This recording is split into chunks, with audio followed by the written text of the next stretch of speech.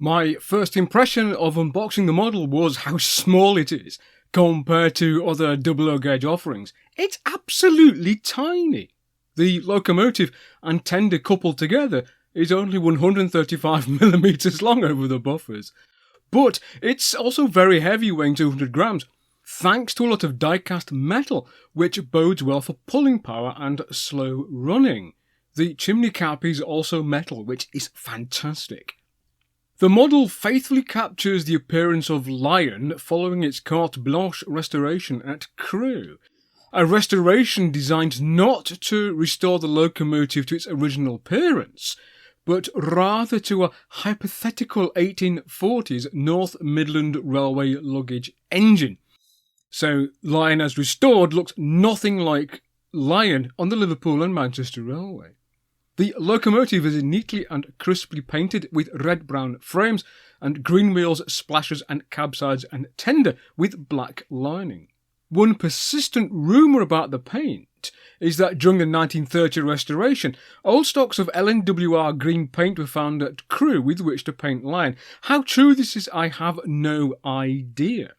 The shade of green applied in 1930 is much lighter than the current dark Brunswick green, painted on the locomotive when it was cosmetically restored in 2007 for display at the New Museum of Liverpool. The choice of livery, of course, is not prototypical to the Liverpool and Manchester Railway and was chosen as being generic for the 1840s. Although for technical reasons the form of spokes of the driving wheels are the same section, that the leading and trailing pair of driving wheels have different number of spokes is correct. Also correct is the placement and type of bolts and fastenings on the sandwich frame, with the use of square and hex-headed bolts being present.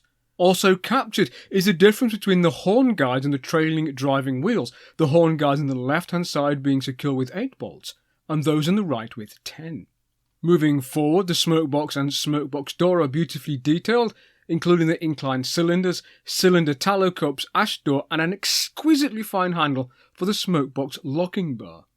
Also beautifully captured are the complicated curves of the flange ring, which connects the boiler barrel to the smoke box. On the left-hand side of the frame is a replica Todd Kitson and Laird builder's plate. Moving to the cab, the twin Salter-type safety valves are incredibly fine pieces of modelling, and the model will need handling with care.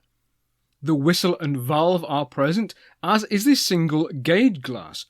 Because this model depicts the locomotive in 1930 condition, there is no Bourdon-type boiler pressure gauge, and nor are there the two tricocks on the right-hand side of the firebox backhead, which were added in 1979 to 1980. The reversing lever is correct and is fixed in mid-gear. The tender faithfully captures the appearance of the original, which was made in 1930, including all the rivet detail.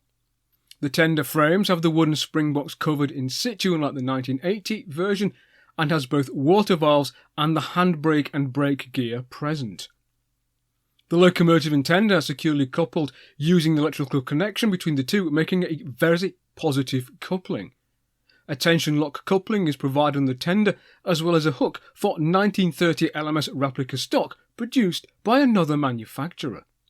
Overall, this is a superb model, which will look at home on any layout depicting the period 1930 onwards.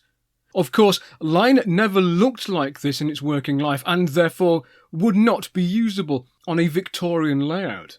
Indeed, nor did, as far as I am aware from exhausting research on the large Samson-type luggage engine, any other locomotive in the period with the unusual firebox cover and firebox as on the preserved Lion locomotive. And again, because the preserved locomotive is unique, it is perhaps not suitable for renaming to another member of the class without substantial modification to the firebox and provision of safety valves etc. to the boiler barrel. Given how the motor is mounted, however, modification to the firebox is perhaps unlikely. This model is a tour de force, and one can only hope Rapido will provide other early locomotives a 4mm or even 7mm scale model of a generic large Samson would be very welcome. So too, a model of Planet. And I would like to thank the team at Rapido for supplying the models of Lion for review.